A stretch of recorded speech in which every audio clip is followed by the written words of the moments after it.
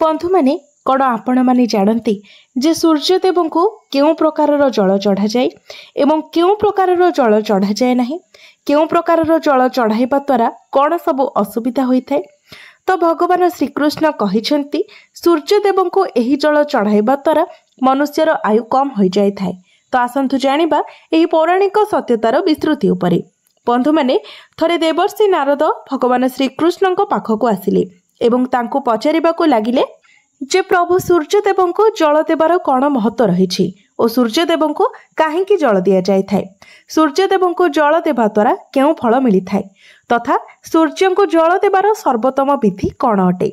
समस्त कथा सुनिबा परे भगवान श्री विष्णु कहिले, हे देवर्षि आपण समग्र मानव जातिर कल्याण निमित्त उचित प्रश्न पचारिछंती। सूर्यदेव उपासना अत्यंत शुभ एवं फलदायी अटे। प्रत्येक मनुष्य को सूर्य को जल अर्पण करने उचित। हे देवर्षि मु आपण को एक पवित्र कथा सुनाउछि जहाद्वारा आपणकर सबु दुविधा समाप्त होइजिब एवं आपण को आपणकर सबु प्रश्नर उत्तर मध्य मिलिजिब। जी भी एही कथाटी को श्रवण करिबो ताको 100 वर्ष जाए सूर्यदेव को जल देवार फल प्राप्ति हेबो। सेथिपाई आपण एही कथाटी को संपूर्ण ध्यानर सहित शुणन्तु। बंधु माने भगवान श्रीकृष्ण सूर्यदेव महिमा वर्णना करबा पाई देवर्षि नारद को एक पवित्र कथा सुनाइबा आरंभ कले। तो एही कथारे सूर्य को जल देवार उचित विधि एवं अत्यंत शक्तिशाली सूर्यदेव मंत्र विषय जानिबा। सेथिपाई आपण माने मध्य एही कथाटी को अति ध्यानर सहित निश्चय शुणन्तु। एही कथाटी को सुनिबा मात्रे आपण माननकु मध्य सूर्यदेव को जल अर्पण करिबार फल प्राप्ति हेबा सहित भगवानंकर आशीर्वाद मध्य प्राप्ति हेबो। तो आसंतु आरंभ करिबा एही पवित्र कथाटी को। भगवान श्रीकृष्ण कहिले, देवर्षि नारद प्राचीन काल रे गोटे नगरी थिला। सेही नगरी रे मनोहर नामक ब्राह्मण निजर पत्नी मायावती सह बास करुथिले। मनोहर शास्त्र ज्ञान रे पारंगम थिले, किंतु से निजर ज्ञानर केबे भी सदुपयोग करुनथिले। से तांको ज्ञानर उपयोग केवल धन उपार्जन पई करुथिले। मनोहर निज जीवन रे केबे दान धर्म करिनथिले, केबे भी सूर्यदेव को अर्घ्य अर्पण करुनथिले। से अत्यंत स्वार्थपर और अहंकारी स्वभावर लोक थिले। भगवान श्रीकृष्ण कहिले, हे देवर्षि गोटे थर मनोहर वन रे जीवा समय तांको एक विषधर सर्प कामुड़ी देला, जहा द्वारा तांकर मृत्यु होई गला। मृत्यु परे मनोहर को जमदूत जमपुर को नहीं गले। सेठारे जमराज मनोहरर पाप एवं पुण्यर मूल्यांकन कले एवं मनोहर को नरक को पठाई देले। मनोहर अनेक वर्ष जाए नरकरे दंड भोग कला एवं तापरे प्रायश्चित करिबा पई पुणी थरे तांको मनुष्य जन्म प्राप्ति हेला। मनोहरर द्वितीय जन्म एक गरीब शूद्र घरे हेला एवं द्वितीय जन्म रे तांको अत्यंत दुख भोगिबाको पड़िला। से सेठारे बड़ हेबा परे तांकर बापा तांकर विवाह एक गरीब युवती सहित कराई देले एवं से तार स्त्री सहित वन रे एक कुड़िया करी रहिबा पाई लागिला। विवाहर अनेक वर्ष परे भी मनोहर बा से शूद्रर कोनोसी संतान हेला नाही। सेथिपाई से आहुरी भी अधिक दुखी रहिबाको लागिला, किंतु एतिकिरे तार दुख समाप्त हेला नाही। किछि वर्ष परे दैव जोगरे तार शरीर रे एक भयंकर रोग उत्पन्न हेला एवं से भयंकर कुष्ठ रोगरे पीड़ित होई गला। तार शरीर रे अगणित क्षत सृष्टि हेला आउ सेतिरु पूज पानी बाहरिबाको लागिला। एबे से शूद्र कोनोसी काम करि पारु नथिला एवं दिन सारा घरे पड़ी रहुथिला। मात्र तार स्त्री जणे पतिव्रता नारी थिले। ता स्वामी को कुष्ठ रोग हेला परे भी से तांको स्वामी को छाड़ी चली जाई नथिले एवं निज स्वामींकर नित्य सेवा करुथिले। से तार स्वामी को ही परमेश्वर माने तार पूजा करुथिला एवं तार स्वामींक पई भोजनर व्यवस्था करुथिला। सेही शूद्र बहुत थर मन भितरे चिंता करुथाए कि केउ जन्मर पाप हेतु मते कुष्ठ रोगर जंत्रणा भोग करबाको पडुछि। एही भली सबुबेले चिंता करी से सबुबेले निराश और उदास रहिबाको लागिला। गोटे दिन तार घर को जने साधु महात्मा आसिले।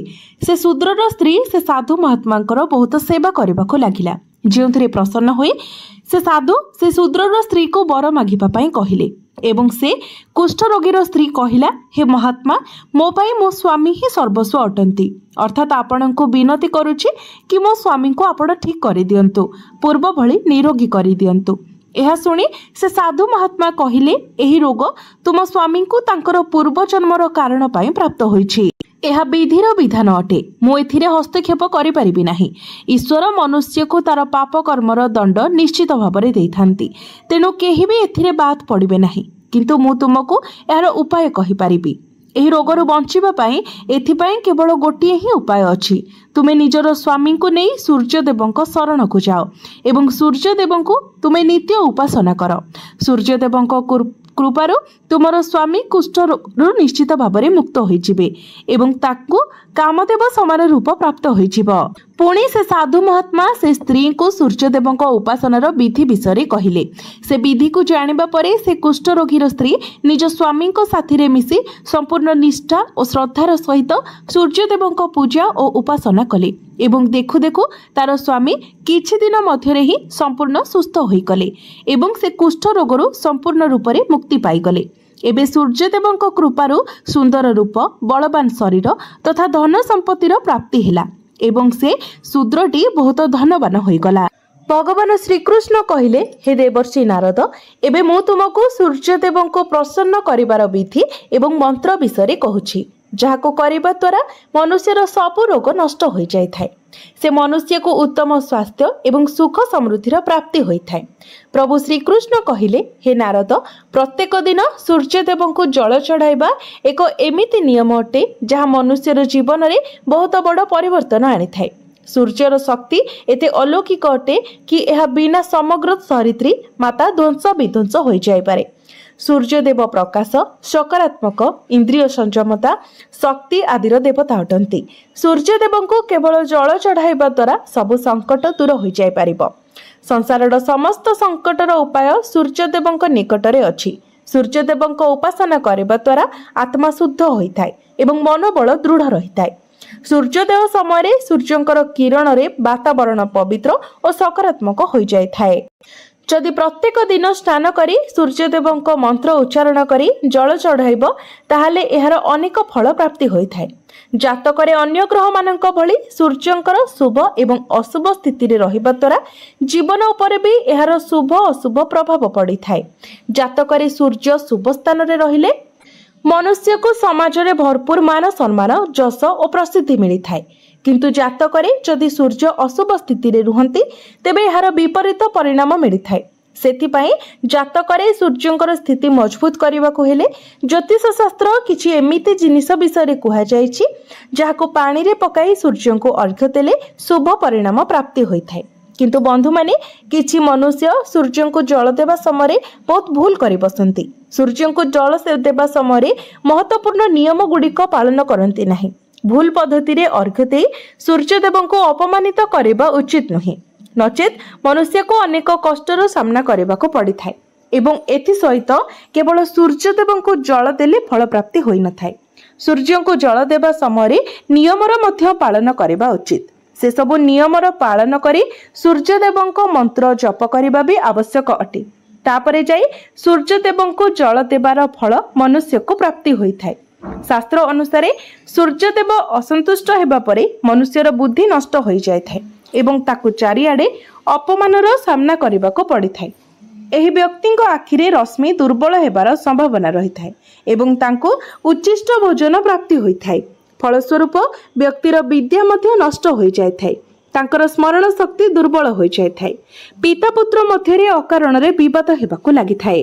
ସୂର୍ଯ୍ୟଦେବ କ୍ରୋଧିତ ହେଲେ ସେ ବ୍ୟକ୍ତି ଉପରେ ଖରାପ ଦୋଷ ଲାଗିଥାଏ ଏବଂ ତା ହାତରେ ଅଜାଣତରେ ବହୁତ ଭୁଲ ମଧ୍ୟ ହୋଇଯାଇଥାଏ। ସେଥିପାଇଁ ସେ ବ୍ୟକ୍ତି ଅନିଷ୍ଟ କାର୍ଯ୍ୟ କରି ସୂର୍ଯ୍ୟଦେବଙ୍କୁ କ୍ରୋଧିତ କରିବା ଉଚିତ ନୁହେଁ। ଭଗବାନ ଶ୍ରୀକୃଷ୍ଣ କହିଲେ, ହେ ଦେବର୍ଷି ନାରଦ, ସର୍ବପ୍ରଥମେ ସୂର୍ଯ୍ୟଦେବଙ୍କୁ ଅର୍ଘ୍ୟ ଦେବାର ଅର୍ଥ ବିଷୟରେ କହୁଛି। ସୂର୍ଯ୍ୟଙ୍କୁ ଅର୍ଘ୍ୟ ଦେବାର ତାତ୍ପର୍ଯ୍ୟ ଏହା ଯେ ସୂର୍ଯ୍ୟଦେବଙ୍କୁ ଭକ୍ତି ଭାବରେ ଜଳ ଅର୍ପଣ କରିବା।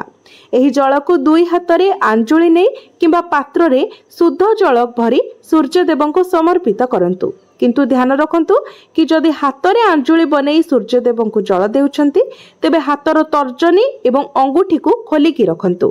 ଯଦି ଆମେ ତର୍ଜନୀ ଏବଂ ଆଙ୍ଗୁଠିକୁ ଯୋଡ଼ିକି ରଖିବା, ତେବେ ଏହାକୁ ରାକ୍ଷସୀ ମୁଦ୍ରା କୁହାଯାଏ ଏବଂ ଏହି ମୁଦ୍ରାରେ ସୂର୍ଯ୍ୟଙ୍କୁ ଅର୍ଘ୍ୟ ଦେବା ଅଶୁଭ ମାନାଯାଇଥାଏ।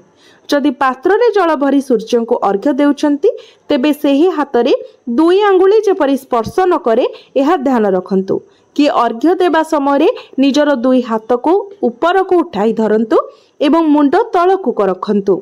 सूर्य को अर्घ्य सर्वदा सूर्योदय समय देवा उचित। उदय हेबा सूर्यंकर उपासना करिबा शुभ होइथाय।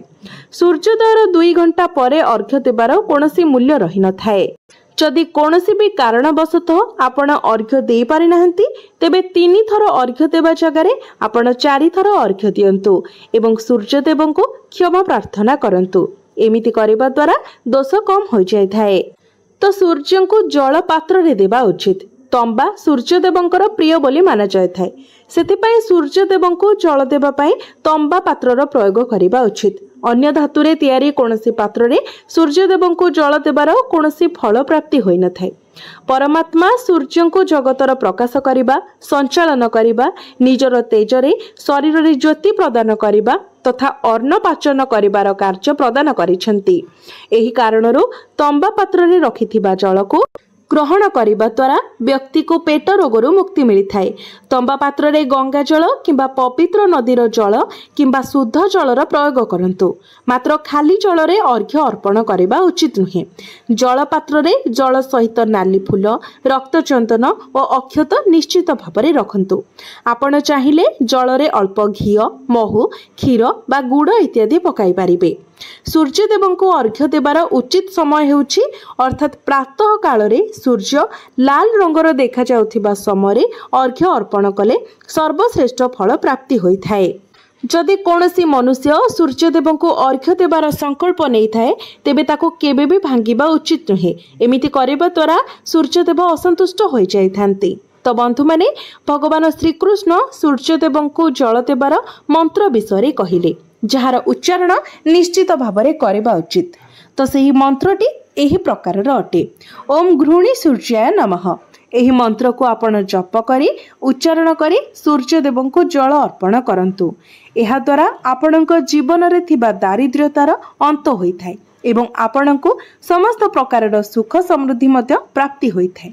प्रभु श्रीकृष्ण कहिले, हे देवर्षि नारद, सूर्यदेवंकर महिमा अपरंपार अटे एवं प्रत्येक दिन समस्त मनुष्य तांको कृतज्ञता देवा उचित। किंतु मुख्य रूप से रविवारटी को सूर्यदेवंकर दिन बोली माना जाय थाए। सेथिपाई जातकरे सूर्य दोष दूर करिबा पाई रविवार दिन विशेष रूप से सूर्य देवतांको पाई उपासना करिबा उचित एवं सूर्यंक सहित जड़ित वस्तुर दान करिबा उचित। जेमिति कि तंबा, गहम, गुड़, चंदन किंबा हलदिया रंगर वस्त्र इत्यादि एई सबु वस्तु गुडी को आपण रविवार दिन दान करिबा द्वारा आपणकर सब दुखर अंत होइथाय। जदि व्यक्ति असुस्थ अछंती किंबा घरे किछि सूतक अछि किंबा अन्य किछि समस्या अछि जेउ कारण पई आपण सूर्यदेव को अर्घ्य देई पारु नाहंती सेथि पई शास्त्र रे मानस पूजार व्यवस्था करा जायछि।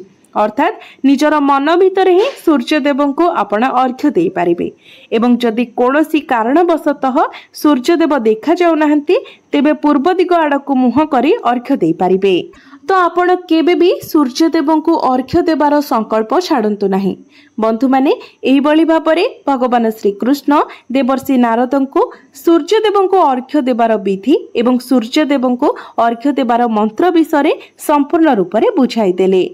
तो बंधु माने मोर ही भिडियोटी जदि आपण मानकु भलो लागि थाए तो भिडियोटी को लाइक करी चैनल टी को सब्सक्राइब करि देबे एवं कमेंट बॉक्स रे भक्ति एवं श्रद्धार सहित जय सूर्य नारायण निश्चय लिखिबे।